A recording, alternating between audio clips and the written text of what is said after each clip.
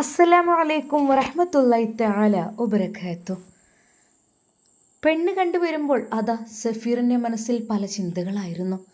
ആഷി ഉസ്താദ് ചോദിച്ചു, സഫീർ എന്തടാ നീ മൂഡ് ഓഫ് ആയിരിക്കുന്നത്? ആഷി, ഞാൻ എന്ത് പറയാനാണ്? എനിക്ക് എൻ്റെ സമാധാനം നഷ്ടപ്പെട്ടു.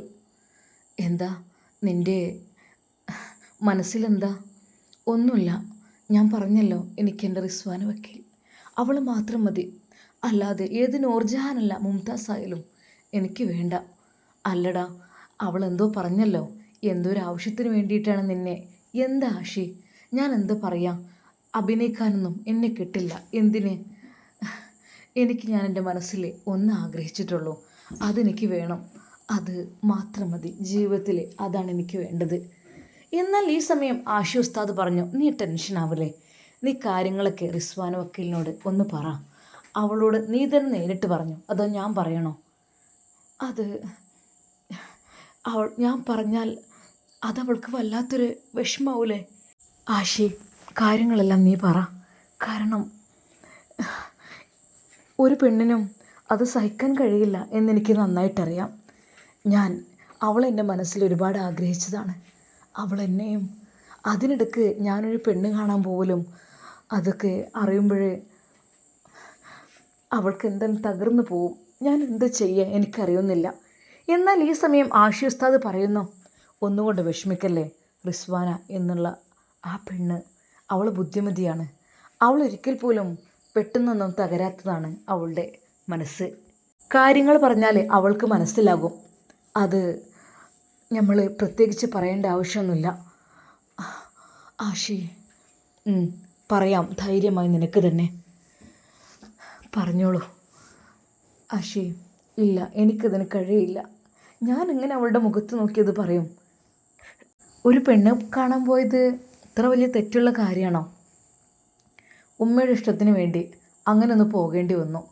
പക്ഷെ ഒരിക്കൽ പോലും വിവാഹം കഴിക്കാനല്ല, ഉമ്മയെ ഒന്ന് ബോധിപ്പിക്കുവാൻ വേണ്ടി മാത്രം. പക്ഷെ പെണ്ണ് കണ്ടതോ, അത് സ്വന്തം ഉമ്മയുടെ ആങ്ങളയുടെ മകളെ. അതാണ് ആകെപ്പാട് ടെൻഷനായി പോയത്. പുറത്തുള്ള വേറെ ഏതെങ്കിലും പെണ്ണുങ്ങളാണെങ്കിൽ ഉമ്മ എനിക്ക് അവളെ പറ്റിയിട്ടില്ല എന്ന് പറഞ്ഞ് തിരിച്ചു പോരാം. പക്ഷേ ഇത് ഞാൻ എന്താ ചെയ്യുക എനിക്കറിയുന്നില്ല. അവർ വീട്ടിലെത്തുകയാണ്. ആഷി, സഫീർ, എന്നാൽ ഞാൻ പോകട്ടെ. ഇൻഷാ അല്ലാ നമുക്കിതിനെക്കുറിച്ച് സംസാരിക്കാം. എന്തായാലും ഇപ്പം നീ വീട്ടിലിരിക്കേ കേട്ടോ, ഞാൻ വരാം. എന്നാൽ ആഷി ഉസ്താദ് പോകുമ്പോൾ സഫീറിൻ്റെ മനസ്സിൻ്റെ ഉള്ളിൽ വല്ലാത്തൊരു ടെൻഷൻ ഉണ്ടായിരുന്നു. എന്നാൽ അല്പസമയം കഴിഞ്ഞപ്പോൾ അതാ ഉമ്മ വന്നു ജസീറിൻ്റെ വാഹനത്തിൽ. ശോകം മുഖമായി നിൽക്കുന്ന സഫീറിനെ കണ്ടപ്പോൾ ജസീർ ചിരിച്ചുകൊണ്ട് വെച്ചു, അല്ല, എന്തു പറ്റി എൻ്റെ അനിയനെ? മുഖമാകെ അങ്ങ് വാടിക്കരിഞ്ഞിട്ടുണ്ടല്ലോ. എന്നാൽ സഫീർ ദയനീയമായി അവൻ്റെ മുഖത്തേക്ക് നോക്കി. എന്താടാ മോനെ? ഉമ്മ പറഞ്ഞു. എന്താ നിനക്കെന്താ? പെണ്ണ് കണ്ടുവന്നതിന് ശേഷം മുഖത്ര തെളിവില്ലല്ലോ, എന്തു പറ്റി? ഉമ്മ, അത് എന്താടാ, എൻ്റെ ആങ്ങളൻ്റെ മോളെ വിവാഹം കഴിക്കാൻ നിനക്ക് താല്പര്യമില്ല എന്നാണ് നീ പറയുന്നത്? അത് ഞാൻ താല്പര്യമുണ്ടെങ്കിലും ഇല്ലെങ്കിലും അതങ്ങ് നടത്താനാണ് ഞാൻ തീരുമാനിക്കുന്നത്. പിന്നെ മറ്റൊരു കാര്യം, നീ എന്താ അന്ന് എന്തോ പറഞ്ഞിരുന്നല്ലോ? അത് ഉമ്മയുടെ ആങ്ങളയുടെ മകളെ വിവാഹം കഴിക്കാന്ന് വെച്ചാൽ അവരെൻ്റെ 2-3-4 വയസ്സിന് മൂത്തതല്ലേ. വയസ്സിന് മൂത്തതായാലും ഇല്ലെങ്കിലും അല്ല, വർക്കിലാണ് കാര്യം, അല്ലാതെ ഒരുപാട് ലുക്കിലോ അല്ലെങ്കിൽ പ്രായത്തിലോ അല്ല. മനസ്സിലായല്ലോ? അവർക്കെന്താ ഒരു കുഴപ്പം? നമ്മൾ തറവാടിന് പറ്റിയ ടീമുമാണ്. പക്ഷെ ഉമ്മ, അവരൊക്കെ കുറച്ച് ജാടയുള്ള ഐറ്റംസ്. എന്ത് ജാട? ഇവിടെ ജാടക്ക് ഇത്ര കുറവാണോ? ആർക്കവിടെ ജാട കുറവ്? അത് മതി.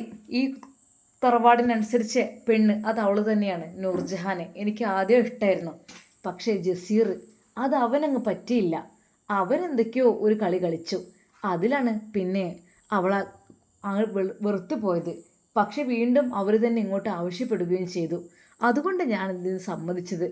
പിന്നെ ജസീറിന് പറ്റിയ അബദ്ധം നിനക്ക് പറ്റില്ലെന്ന് എനിക്കറിയാം. ജസീർ എന്ന് വെച്ചാൽ അവന് പല ആളുകളുണ്ടാവും.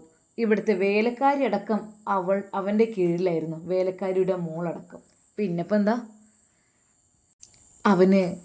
അവന് പറഞ്ഞിട്ട് കാര്യമില്ല. അവൻ എല്ലാവരെയും എടുത്ത് അമ്മാനം അടാൻ ശ്രമിക്കും. ഇവൾ ആദ്യം വിവാഹം കഴിക്കുമെന്ന് അവൾ വാഗ്ദാനം ഇവൾക്ക് കൊടുത്തതായിരുന്നു അത്രേ. എന്നിട്ട് എന്താ? വേറെ ഏതോ പെണ്ണുങ്ങളുടെ കൂടെയും അങ്ങനെ ഇങ്ങനെയൊക്കെ ആയിട്ട് നൈസായി മുങ്ങി എന്ന് തന്നെ പറയാം. അവസാനമായിട്ട് ഇവൾക്കൊരു ശിക്ഷയും കൊടുത്തിട്ടാണ് അവന് അതുകൊണ്ട് തന്നെ അവൾക്ക് ഭയമാണ്, വെറുപ്പാണ്. പക്ഷെ ഇപ്പോൾ മാതാപിതാക്കൾ തന്നെ എന്നെ വിളിച്ച് കാര്യങ്ങൾ പറഞ്ഞതാണ്.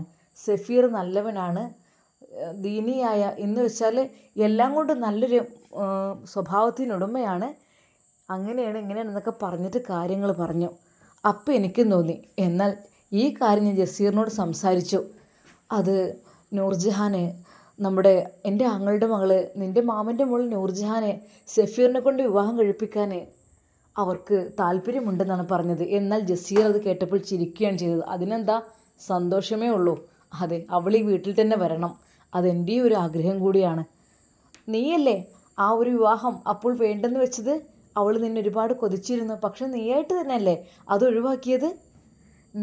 എനിക്കങ്ങനെ പല സെറ്റപ്പും കാര്യങ്ങളും ഉണ്ടാവും, പക്ഷെ അവളോട് ഞാൻ സംസാരിച്ചപ്പോൾ അവളെന്താ പറഞ്ഞതെന്നോ, എല്ലാ ബന്ധങ്ങളും ഒഴിവാക്കണം, എങ്കിലും ഞാൻ നിങ്ങളുടെ കൂടെ നിക്കാഹിന് തയ്യാറാണ്. ഞാൻ പറഞ്ഞു, എനിക്ക് എൻ്റെ ഇഷ്ടങ്ങൾ പലതും ഉണ്ടാവും, നിന്നെ ഞാൻ നിക്കാഹ് കഴിച്ചു എന്ന് കരുതിയിട്ട് എല്ലാ ബന്ധങ്ങളും ഞാൻ ഒഴിവാക്കൊന്നുമില്ല. പക്ഷേ ആദ്യം പറഞ്ഞിരുന്നു ഞാൻ നിൻ്റേത് മാത്രമാണെന്ന്. എന്നാൽ അവളതെല്ലാം കണ്ടുപിടിക്കുക ചെയ്തു. അതിനുശേഷം ഞാനും അവളുടെ ശത്രുക്കളായി. എന്താ, ഇപ്പോൾ ഇതിനും തൽക്കാലം സഫീറുമായി നടക്കട്ടെ. അവൾ ഈ വീട്ടിൽ വരുന്നതും എനിക്ക് ആവശ്യം തന്നെയാണ്. ഉമ്മയോടും അത് അവൻ പറഞ്ഞിരുന്നു. ചുരുക്കി പറഞ്ഞാൽ നൂർജഹാനും ആഗ്രഹിക്കുന്നുണ്ട് പുളിക്കൽ തറവാട്ടിലേക്ക് വരുവാൻ വേണ്ടിയിട്ട്.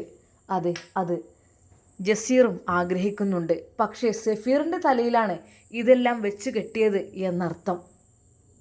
എന്നാൽ സഫീർ ഉമ്മയോട് ചോദിച്ചു, ഉമ്മ, ആരുടെയൊക്കെ ഇഷ്ടങ്ങൾ എന്തിനാ എൻ്റെ തലയിൽ വെച്ച് കെട്ടുന്നത്? അവൻ്റെ ആ ചോദ്യത്തിന് മുമ്പിൽ ഉമ്മാക്ക് ഉത്തരമുണ്ടായിരുന്നില്ല.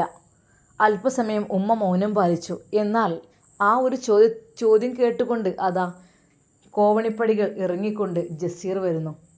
എന്താടാ, നിൻ്റെ ചോദ്യം കൊള്ളാലോ. ആരുടെയൊക്കെയോ ഇഷ്ടങ്ങളെ അല്ലേ എന്ന് വെച്ചാൽ എൻ്റെ ഇഷ്ടങ്ങളായിരിക്കും നീ ഉദ്ദേശിച്ചത് അല്ലേ? എനിക്കങ്ങനെ പല ഇഷ്ടങ്ങളുണ്ട്. പക്ഷേ നിൻ്റെ ഈ ഇഷ്ടം ഇതൊന്ന് റെഡിയാവട്ടെ, നിൻ്റെ ഈ കല്യാണം, എന്നിട്ട് എൻ്റെ ഇഷ്ടത്തെ ഞാൻ പറയാം. എന്നിട്ട് അവളുടെ മുമ്പിലൂടെ എനിക്കൊന്ന് നടക്കാനുണ്ട്. എന്നാൽ ജസീറിൻ്റെ വാക്കുകൾ അവൻക്ക് പെട്ടെന്ന് മനസ്സിലായില്ല, എന്താണ് പറയുന്നതെന്ന്. എന്നാൽ ജസീർ പറയുകയാണ്, മോനെ, നീ ഒന്നും കൊണ്ട് വിഷമിക്കണ്ട, എൻ്റെ മനസ്സിലൊരാളുണ്ട്, ആ ആളെ ഞാൻ ഈ തറവാട്ടിലേക്ക് കൊണ്ടുവരും, എന്നിട്ടാണ് ബാക്കി കളികളൊക്കെ, നോക്കിക്കോ. പക്ഷേ അതിനു മുമ്പായിട്ട് നൂർജഹാനെ ഈ തറവാട്ടിലേക്ക് കയറി വരണം, ഉമ്മയുടെ മരുമകളായിട്ട്, നിൻ്റെ ഭാര്യയായിട്ട്. അതിന് നീ സമ്മതിക്കണം, സമ്മതിച്ചേ പറ്റൂ. അത് അവൾക്ക് ഉള്ള ഒരു വാണിംഗ് കൂടിയാണ് ഞാൻ കൊടുക്കുന്നത്. അവളെന്നേ മറ്റു സ്ത്രീകളോട് ബന്ധങ്ങളൊന്നും പാടില്ല എങ്കിൽ മാത്രം ഞാൻ നിങ്ങളെ വിവാഹം കഴിക്കുമെന്ന് പറഞ്ഞു. ഞാൻ പറഞ്ഞു നടക്കില്ല, എനിക്ക് പല സ്ത്രീകളോടും പല സമയത്തും ഉണ്ടാകും, അതും നീ നോക്കിയിട്ട് കാര്യമില്ല എന്ന് ഞാനും പറഞ്ഞു. അന്നവൾ പിണങ്ങിയതാണ്. ഇപ്പോഴിതാ അവർ തന്നെ ഇങ്ങോട്ട് ചോദിച്ചു വന്നു, ഇത് നടക്കണം, നടന്നേ പറ്റൂ. ജസീറിൻ്റെ മനസ്സിലും അതായിരുന്നു ആഗ്രഹം. പക്ഷേ സഫീറിൻ്റെ മനസ്സിൽ ഇതൊന്നുമല്ലായിരുന്നു. അവൻ്റെ മനസ്സിൽ പ്രിയപ്പെട്ട റിസ്വാന വക്കീൽ മാത്രമായിരുന്നു. ഇവരൊക്കെ ആരുടെയൊക്കെ വാശിക്കോ ആരുടെയൊക്കെയോ പക വീട്ടാനോ ഇത് ചെയ്യുകയാണ്. പക്ഷേ ഒരിക്കൽ പോലും അത് സഫീറിന് ഉൾക്കൊള്ളാൻ കഴിഞ്ഞില്ല. എന്നാൽ സഫീർ പറഞ്ഞു, നിങ്ങളുടെ വാശി തീർക്കുവാനും പക തീർക്കുവാനും ആണ് നിങ്ങൾ എന്നെക്കൊണ്ട് വിവാഹം കഴിപ്പിക്കുവാൻ നിൽക്കുന്നതെങ്കിൽ ഞാൻ ഒരിക്കൽ പോലും ഈ വിവാഹത്തിന് തയ്യാറല്ല. ശരിക്കും സഫീറിൻ്റെ ആ ഒരു വാക്കുകൾ കേട്ടപ്പോൾ ജസീറിൻ്റെ സിരകളിലൂടെ രക്തം പാഞ്ഞൊഴുകി. എന്താടാ പറഞ്ഞത്? അതെ, അവൻ്റെ കോളറിനെ പിടിച്ച് പൊക്കി. എന്താ നീ പറഞ്ഞത്? എന്താ, നൂർജഹാൻ നീ കല്യാണം കഴിക്കില്ലെന്നോ? അതെന്താ, കല്യാണം കഴിച്ചാൽ ഞാൻ നിൻ്റെ കാരണവനാണ്, ഇവിടെ ഞാൻ പറഞ്ഞത് നടക്കുമോ? നീ കല്യാണം കഴിക്കണമെങ്കിൽ അവളെ മാത്രം കല്യാണം കഴിച്ചാൽ മതി, മനസ്സിലായല്ലോ? ശരിക്കും അതാ ജസീർ അവനെ അത്യധികം അങ്ങനത്തെ രീതിയിൽ ഉപദ്രവിച്ചത് കൊണ്ട് സഫീറിന് ദേഷ്യവും സങ്കടവും വന്നു. അതെ, എൻ്റെ ജ്യേഷ്ഠൻ, പേരിന് ജ്യേഷ്ഠനാണ്, പക്ഷേ എന്തൊരു മോശമാണ് ചെയ്ത പ്രവൃത്തികളൊക്കെ അവസാനം എൻ്റെ പേരിൽ, അതെ ഞാനാണ് അങ്ങനെയൊക്കെ സംഭവിപ്പിച്ചത് എന്നൊക്കെ പറഞ്ഞിട്ട് സ്വന്തം ഭാര്യയെ കൊല്ലാൻ ശ്രമിച്ച പാപിയാണ് എൻ്റെ ജ്യേഷ്ഠൻ. ഒന്നിനും മടിക്കൂല. ഇത് സ്വന്തം ഭാര്യയെ, അതായത് ഹാദിയെ. എന്നിട്ട് എന്താന്നില്ലേ ഇപ്പോൾ എൻ്റെ ജ്യേഷ്ഠന് നല്ല അളവ് വന്നിരിക്കുകയാണ്. എന്നോടാണ് ഉപദേശിക്കുന്നത്. അവനൊന്നും മിണ്ടിയില്ല. എന്താണ് നിനക്ക് നാവിറങ്ങിപ്പോയോ? എന്താ നീ അവളെ വിവാഹം കഴിക്കില്ല? എന്താ നിനക്ക് ഇത്രത്? ഏട്ടാ, നിങ്ങൾ എന്ത് കാര്യത്തിലാണ്? എൻ്റെ ഇഷ്ടങ്ങൾ എനിക്കും ഉണ്ടാവില്ല കുറച്ചൊക്കെ. നോ, നിൻ്റെ ഇഷ്ടങ്ങളില്ല. എൻ്റെ ഇഷ്ടങ്ങളെ ഇവിടെ നടക്കുള്ളൂ. ഞാൻ പറഞ്ഞത് മാത്രം മനസ്സിലായല്ലോ? ഒരിക്കൽ പോലും നിൻ്റെ ഇഷ്ടങ്ങൾ ഇവിടെ നടക്കില്ല. ഞാൻ നിൻ്റെ കാരണവനാണ്. അതുകൊണ്ട് ഞാൻ പറഞ്ഞത് മാത്രം അനുസരിച്ച് നടന്നാൽ മതി. മനസ്സിലായല്ലോ? സഫീർ ഒന്നും മിണ്ടിയില്ല. കാരണം അവൻ അത്രക്കും ദേഷ്യക്കാരനാണ്. ആ ദേഷ്യക്കാരനെ ദേഷ്യം പിടിപ്പിച്ചു കഴിഞ്ഞാൽ നമുക്ക് നമ്മുടെ ഊർജ്ജം തന്നെ നഷ്ടമാകും. അല്ലാതെ അവനൊന്നും മിണ്ടില്ല. എന്താണ് നാവിറങ്ങിപ്പോയോ? ഞാൻ പറയുന്നതനുസരിച്ച് ഇവിടെ നിൽക്കണം. മനസ്സിലായല്ലോ? അല്ലാതെ വേറെ ആരെങ്കിലും നിൻ്റെ മനസ്സിലെങ്ങാനും ഉണ്ടെങ്കിലേ കൊന്നുകളയും. നോക്കിക്കോ അതിനെ. അതെ, ശരിക്കും ജസീറിൻ്റെ തനി സ്വഭാവം അവൻ പുറത്തെടുക്കാൻ തുടങ്ങി. എന്നാൽ സഫീറിന് തൻ്റെ ജ്യേഷ്ഠൻ എന്നുള്ള ആ ഒരു പദവി തന്നെ ഇഷ്ടമില്ലാത്തതുപോലെ തോന്നി. റബ്ബേ, ഇങ്ങനത്തൊക്കെ ജ്യേഷ്ഠന്മാരുണ്ടാകുന്നത് എന്തിനാ റബ്ബേ എന്ന് വരെ മനസ്സിൽ വിചാരിച്ചു. എന്താ സഫീർ നിനക്ക് മിണ്ടാട്ടില്ലാത്തത്? പെട്ടെന്ന് നിൽക്കാനുള്ള കാര്യങ്ങളെല്ലാം സെറ്റാക്കണം. എന്നിട്ട് നീ പോയാൽ മതി, ഇനി പഠിക്കാനും കളിക്കാനൊക്കെ. സഫീർ ആകെപ്പാട് ടെൻഷനായി. റബ്ബേ, ഇവരെന്നെ പിടിച്ച് കെട്ടിക്കും. അതെ, ചില പെൺകുട്ടികളെ ചില കാലത്ത് അങ്ങനെ നിർബന്ധിച്ച് പിടിച്ച് കെട്ടിപ്പിക്കും എന്നൊക്കെ പറയില്ല. അതേ സിസ്റ്റമാണല്ലോ ഇവിടെ എൻ്റെ ജ്യേഷ്ഠനും ഉമ്മയും കൂടെ. എന്നാൽ ഈ സമയം അവൻ മൂകമായി നിന്നപ്പോൾ അതാ ഉമ്മ ചോദിച്ചു, എന്താ സഫീർ എനിക്ക്? എൻ്റെ ആങ്ങളുടെ മോളെ കണ്ടുപതിയതിന് ശേഷം തന്നെ അനക്ക് വലിയൊരു സുഖമില്ലല്ലോ. അനക്കെന്താ? പിന്നെ ഞാൻ ഒരു കാര്യം പറഞ്ഞില്ല, എൻ്റെ മനസ്സിൽ വേറെ എന്തെങ്കിലും എവിടെയെങ്കിലൊക്കെ ഉണ്ടെങ്കിലേ പിന്നെ ഈ പടിവളൻ ചവിട്ട സമ്മതിക്കൂലെന്ന് മാത്രമല്ല, നിന്നെയും കയറ്റൂല. മനസ്സിലായല്ലോ? അല്ലാതെ വേറെ ചിന്താഗതികൾ ചെന്ന് നിൽക്കണ്ട. എന്നാൽ സഫീർ ഒന്നും മിണ്ടിയില്ല അതിനും. കാരണം ഫോണിലൂടെ പലവട്ടം കേട്ടതാണ് ഈ ഒരു ഡയലോഗ്. അതുകൊണ്ട് തന്നെ ഒരിക്കലും ഉമ്മയുടെ മുമ്പിലേക്ക് ഞാൻ കൊണ്ടുവരുന്നു ഇല്ല ആരെയും. പഠിച്ചവനെ, പക്ഷെ അതൊന്നല്ലല്ലോ എനിക്ക് ഏറ്റവും ഭയമുള്ള വിഷയം ആ പെണ്ണിനെ കൊണ്ടെങ്ങാനും എന്നെ കല്യാണം കഴിപ്പിക്കോ എന്നുള്ളതാണ്. സമ്മതിപ്പിക്കും വേണമെങ്കിലേ. പഠിച്ചവനെ, ഞാൻ എന്ത് ചെയ്യാം? എന്നാൽ ആ രാത്രി സഫീറിന് ഉറക്കമുണ്ടായില്ല. അവൻ അവൻ്റെ മനസ്സിൻ്റെ ഉള്ളിലെ പ്രയാസങ്ങൾ വിഷമങ്ങളെല്ലാം പടച്ച റബ്ബിനോട് പറഞ്ഞു, അള്ളാഹുവേ, ഞാൻ വിചാരിച്ചതുപോലെ നല്ല കാര്യങ്ങൾ ഞാൻ എന്ത് റബ്ബെ ചെയ്യാം? എനിക്ക് ഒന്നും ഇഷ്ടമല്ല. ഞാൻ ആ ഇത്തയെ വിവാഹം കഴിക്കണം എന്നൊക്കെയാണ് പറയുന്നത്. ശരിയാണ്, സൗന്ദര്യമുണ്ടായിരിക്കാം, സമ്പത്തുണ്ടായിരിക്കാം, സ്വത്തുണ്ടായിരിക്കാം. പക്ഷേ എൻ്റെ മനസ്സിലേക്ക് അങ്ങനെ തോന്നുന്നില്ല അവരെക്കുറിച്ച്. റബ്ബേ, വിവാഹം കഴിക്കുകയാണെങ്കിൽ എനിക്കെൻ്റെ റിസ്വാനെ മാത്രം മതിട്ടോ. അപ്പോഴും അവൻ മനസ്സറിഞ്ഞ് ദുആ ചെയ്തു പടച്ച റബ്ബിനോട്. എന്നാൽ ഈ സമയം ആഷി വിചാരിക്കുന്നു, റിസ്വാന വക്കലിനോട് കാര്യങ്ങളെല്ലാം ഒന്ന് പറഞ്ഞിടാം. കാരണം എങ്ങനെയൊക്കെ പറയാൻ പറ്റൂലല്ലോ. പക്ഷേ പറഞ്ഞു കഴിയുമ്പോൾ അവളുടെ മനസ്സ് എന്തായിത്തീരും എന്നുള്ള വിഷമമായിരുന്നു. എന്നാൽ ആ രാത്രി സഫീറിന് ഉറക്കമേ വരുന്നില്ല. അവൻ തിരിഞ്ഞും മറിഞ്ഞും കിടന്നു. അതെ, റിസ്വാന വക്കീലിനോട് എല്ലാം ഞാൻ തന്നെ തുറന്നു പറയാം. എന്നിട്ട് പക്ഷെ ഒരിക്കൽ പോലും ഞാനതിൽ നിന്ന് ഒഴിഞ്ഞു മാറാനല്ല. ഇങ്ങനൊരു സംഭവം ഉള്ളത് തുറന്നു പറയണം. എന്തൊക്കെ തന്നെയാലും പാവല്ലേ, അവളെന്നെ കാത്തിരിക്കല്ലേ. അവൾക്ക് വേണ്ടി ഞാനും. റബ്ബേ, അല്ലാ, അവൻ അതാ അവളെ മാത്രം ആഗ്രഹിച്ച് ആ രാത്രി കഴിച്ചുകൂട്ടി. കണ്ണടച്ചാലും തുറന്നാലും റിസ്വാന വക്കീലിൻ്റെ മുഖം മാത്രം. റബ്ബേ, അല്ലാ, എനിക്ക് നഷ്ടപ്പെടുത്തരുതേ. എൻ്റെ ജീവിതത്തിൽ ഞാൻ ആഗ്രഹിച്ച ഒരേ ഒരു പെണ്ണ് അതവൾ മാത്രമാണ്. അതെ, അതുമാത്രം മതി എനിക്ക്. ആരൊക്കെ തന്നെ എന്തൊക്കെ തന്നെ എന്നെ പൊന്നുകൊണ്ട് മൂടാമെന്ന് പറഞ്ഞാലും, എത്ര ദിനാറുകളും ദിർഹംസും തരാമെന്ന് പറഞ്ഞാലും ഒന്നും വേണ്ട. എനിക്ക് അവളുടെ മനസ്സിലുള്ള ആ ഒരു സ്നേഹം മാത്രം മതി. സഫീറിൻ്റെ മനസ്സിൽ അത് മാത്രമായിരുന്നു ചിന്ത. അങ്ങനെ അതാ സുബഹി ബാങ്കും നിസ്കാരവും എല്ലാം കഴിഞ്ഞു. സഫീർ ശരിക്കും മൂകമായി തന്നെ ഇരിക്കുകയാണ്. അവൻ മുറ്റത്തുകൂടെ ഒന്ന് നടക്കുവാനിറങ്ങി. എന്നാൽ തൻ്റെ പിന്നിലൂടെ അതാ ഒരു കാലൊരു ശബ്ദം കേൾക്കുന്നു. സഫീർ തിരിഞ്ഞു നോക്കി. അത് മറ്റാരുമായിരുന്നില്ല, അത് തൻ്റെ ജ്യേഷ്ഠൻ ജസീർ. അവനെ കാണുന്നത് തന്നെ അവൾക്ക് ഭയമായിരുന്നു. എന്തെന്നറിയില്ല, ഒന്നിനും മടിക്കാത്തതാണ്. അതുകൊണ്ട് തന്നെ ജസീറിൻ്റെ ആ വരവ് അതാ നേരെ അനിയ, സഫീർ, ഞാനും ഉണ്ട് നിൻ്റെ കൂടെ. അങ്ങനെ അവൻ നടക്കുമ്പോൾ കൂടെ അവനും നടന്നു. എന്തോ ഒരു ലക്ഷ്യത്തിന് വേണ്ടിയിട്ടാണെന്ന് അവന് കാര്യങ്ങൾ മനസ്സിലായി. എന്നാൽ സഫീറിൻ്റെ കയ്യിൽ പിടിച്ചുകൊണ്ട് അവൻ പറഞ്ഞു, സഫീർ മോനെ, നീ എൻ്റെ അനിയനാണ്. അതായത് എനിക്ക് ഏറ്റവും ഇഷ്ടപ്പെട്ട ആൾ. പിന്നെ എൻ്റെ ഭാഗത്തുനിന്ന് എന്തെങ്കിലുമൊക്കെ തെറ്റുകുറ്റങ്ങൾ പറ്റിപ്പോയിട്ടുണ്ടെങ്കിൽ ക്ഷമിക്കണം.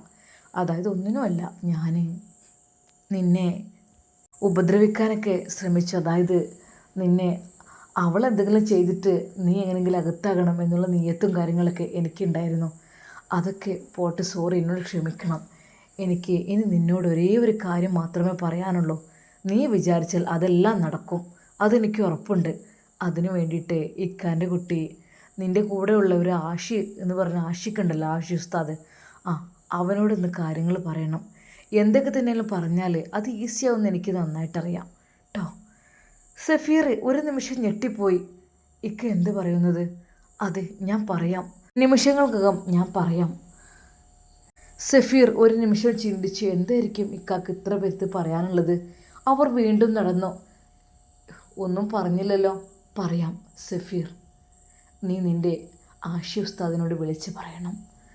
അതായത് റിസ്വാന വക്കീൽ എന്ന ആ ഒരു സുന്ദരി പെണ്ണുണ്ടല്ലോ, അതെ, അവളെ ഞാൻ വിവാഹം കഴിക്കുവാൻ ആഗ്രഹിക്കുന്നു എന്നുള്ളത് ആഷി ഉസ്താദിനോട് പറയണം. എന്താ, നിൻ്റെ ഏട്ടനല്ലേ പറഞ്ഞത്, പരിഗണിക്കോ? വളരെയധികം താഴ്മയോടുകൂടിയാണ് അവനത് പറഞ്ഞത്. എന്നാൽ അത് കേട്ട സഫീർ ഞെട്ടിത്തെറിക്കുകയാണ് ചെയ്തത്. റബ്ബേ, ഞാൻ ആഗ്രഹിച്ച, ഞാൻ കൊതിച്ച എൻ്റെ പെണ്ണ്, എൻ്റെ ജ്യേഷ്ഠൻ അവളിൽ അവകാശം നേടിയെടുക്കുവാൻ വേണ്ടി ശ്രമിക്കുന്നു. എന്നാൽ അത് കേട്ട സഫീർ ഞെട്ടിപ്പോവുകയാണ് ചെയ്തത്. അവൻ്റെ വായിലെ വെള്ളം മുഴുവൻ വറ്റിയ പോലെ, അവൻ സംസാരിക്കാൻ കഴിയാത്ത പോലെ, അവൻ്റെ ശരീരം നിശ്ചലമായതുപോലെ. പഠിച്ചോനെ, ഞാൻ എന്ത് കേട്ടത്? കൈകാലുകൾ കുഴയുന്നു, മനസ്സ് വല്ലാതെ തളരുന്നു. റബ്ബേ, എൻ്റെ ജ്യേഷ്ഠൻ ആഗ്രഹിക്കുന്നത് എൻ്റെ പെണ്ണിനെയാണ്. സഫീറിന് നിയന്ത്രണം സഹിക്കുവാൻ കഴിഞ്ഞില്ല. എന്താ സഫീർ, നീ ഒന്നും മിണ്ടുന്നില്ലല്ലോ? നിനക്ക് എന്തു പറ്റി? നീ നാളെ തന്നെ പറയണം ആഷി ഉസ്താദിനോട്, എൻ്റെ ജ്യേഷ്ഠൻ അവളെ വിവാഹം കഴിക്കാൻ ആഗ്രഹിക്കുന്നു എന്നുള്ളത്. ഉറപ്പല്ലേ? പറയണം, പറഞ്ഞേ തീരൂ. പറയണം. അത് എനിക്ക് അവളെ കിട്ടണം. അതെ, അവളെ എൻ്റെ മനസ്സിലേക്ക് ഞാൻ ആഗ്രഹിച്ചു കഴിഞ്ഞു. അതിനു മുമ്പായിട്ട് നീ നൂർജഹാനെ വിവാഹം കഴിക്കണം. എന്നിട്ട് ഞാൻ അവളെയും. എന്താ, പ്രശ്നങ്ങളും കലഹങ്ങളില്ലാത്തൊരു ജീവിതം നമുക്ക് തുടങ്ങിക്കൂടെ? അതിന് എൻ്റെ അനിയനായ പൊന്നുമോൻ, എൻ്റെ ആഗ്രഹം അത് നീ എനിക്ക് സാധിപ്പിച്ച് തരണം. അത് മാത്രമേ ഉള്ളൂ. അതിനു വേണ്ടിയിട്ട് തന്നെയാണ് ഞാൻ നിന്നെ വിളിച്ചു വരുത്തിയതും ഉമ്മയുടെ സപ്പോർട്ട് കൂടി വിളിച്ചതും വന്നതും ഒക്കെ. അതിനിടയ്ക്ക് ഈ ഒരു കല്യാണം കൂടി റെഡിയായപ്പോൾ ഓക്കെ അല്ലേ? അപ്പോൾ ഇനി മുതൽ നമുക്ക് നല്ലൊരു ജീവിതമാക്കാം. എന്നാൽ സഫീർ, അവൻ്റെ മനസ്സ് വല്ലാതെ അങ്ങ് തളർന്നു പോയി. എന്ത് ചെയ്യണമെന്നറിയാത്ത അവസ്ഥ. അല്ലാ, അതെ, അവനാകെ വിയർത്തൊഴുകുന്നു, കൈകാലുകൾ കുഴയുന്നു, തളരുന്നു. ജസീറിൻ്റെ ചോദ്യത്തിന് മുമ്പിൽ സഫീർ എന്തുത്തരം നൽകും? അവൻ എന്ത് ചെയ്യും? എൻ്റെ പ്രിയപ്പെട്ട കൂട്ടുകാർ കമൻ്റായിട്ട് രേഖപ്പെടുത്തുക. ഇൻഷാ അല്ലാ, നമുക്കിതിൻ്റെ ബാക്കി ഭാഗം നാളെ കാണാം. അതുവരേക്കും എല്ലാവർക്കും അസ്സലാമു അലൈക്കും വറഹ്മത്തുള്ളാഹി തആല വബറകാതുഹു.